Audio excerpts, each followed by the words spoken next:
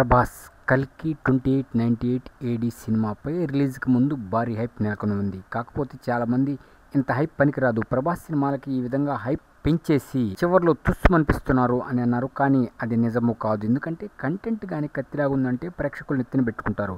ఇప్పుడు కల్కి ప్రపంచవ్యాప్తంగా ఒక సెన్సేషన్ క్రియేట్ చేసింది. 4 రోజులకే 415 కోట్లు, 5వ రోజుకి 500 కోట్లు దాటిపోతుంది.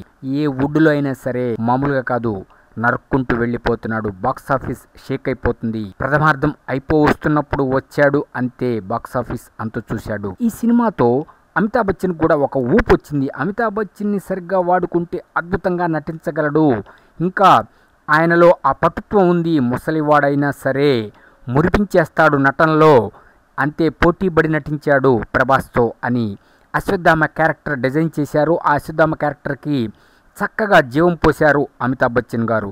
అటువంటి అమితాబ్ బచ్చన్ మరియు కమల్ హాసన్ అగ్ర హీరోలతో ఇంకా అనేక మంది హీరోలు, హీరోయిన్లు, ఇటువంటి అద్భుతమైన నటీనటుల కలయికతో మన ముందుకు వచ్చింది ప్రభాస్. బాక్సాఫీస్ అంతు చూశాడు. 5 రోజులకి 500 కోట్లు అంతే. అంటే మనం ఈ సినిమా ఎంత కలెక్ట్ చేస్తుంది అనేది ఊహించి చెప్పలేం.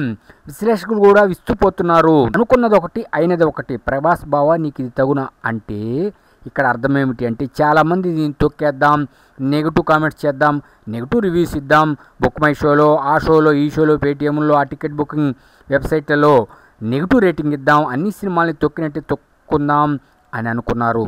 తొక్కుకుంటూ పోవాలే అంటూ ప్రభాస్ కల్కి సినిమా వారందరినీ తొక్కేస్తూ అనుకున్నది ఒకటి, అయినది ఒకటి. ప్రభాస్ బావా నీకు ఇలాగే ఉండాలి, నువ్వు ఇదే విధంగా తొక్కుకుంటూ పోవాలని మరొకసారి కల్కి నిరూపించింది.